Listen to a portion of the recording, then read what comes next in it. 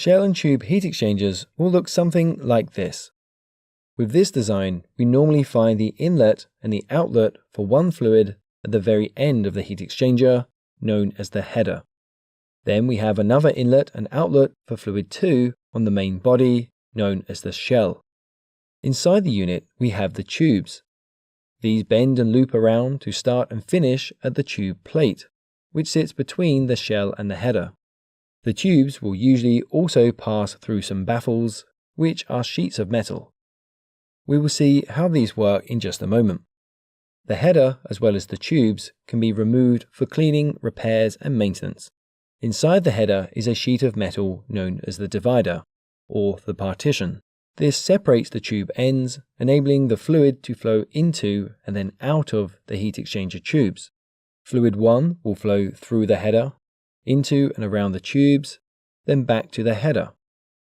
Fluid 2 will enter the shell and surround the outside of the tubes.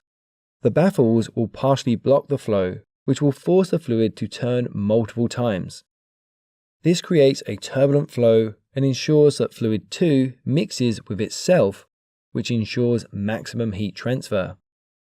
For example, we might find this in a pharmaceutical factory with a boiler providing steam into the shell, which surrounds the tubes. A chemical product is then pumped through the tubes, and this absorbs the heat of the steam through the tube wall. So this product is going to exit the heat exchanger much warmer. Meanwhile, the steam will start to condense into a liquid and flow back to the boiler to pick up more heat and repeat the cycle. Additionally, these are used in refrigeration applications, like this industrial chiller. We have the water flowing through the tubes, then the hot refrigerant in the shell. The water will absorb the heat of the refrigerant so that it can transport this to the cooling tower, where it will be ejected into the atmosphere. The water returns cooler to pick up more unwanted thermal energy from the chiller. We have covered how chillers work in great detail previously. Do check those out. I'll leave a link for you in the video description down below. Double pipe or tube-in-tube type heat exchangers will look something like this. This is similar to the shell and tube heat exchanger because essentially we just have a tube which runs back and forth a number of times between an inlet and an outlet. This is surrounded by a shell which has another inlet and outlet. A metal frame will hold the unit in place. Typically, these will all be made from stainless steel. One fluid will flow through the tube and another will flow through the shell. The two fluids are separated by the tube wall and transfer thermal energy through this tube wall.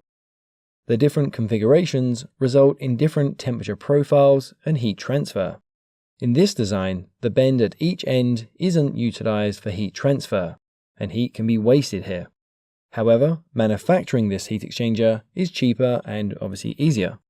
Other designs like this hairpin type heat exchanger, which are often found in oil refineries, will encapsulate the bend to fully utilize the surface area for heat transfer. This version normally uses multiple tubes to maximize the surface area and thus increase the heat transfer, although this will also increase the resistance. These are a fairly simple heat exchanger design and are very common particularly in food processing as well as pharmaceutical production. For example, we might have a dairy product flowing through the tube, and then we have hot water or maybe even steam flowing in the opposite direction through the shell, which will warm the product up to a certain temperature before it is mixed with some other ingredients and then bottled. Check out one of these videos to continue learning about mechanical and thermal engineering, as this is the end of the video. Don't forget to follow us on Facebook, LinkedIn, Twitter, Instagram, TikTok, as well as theengineeringmindset.com.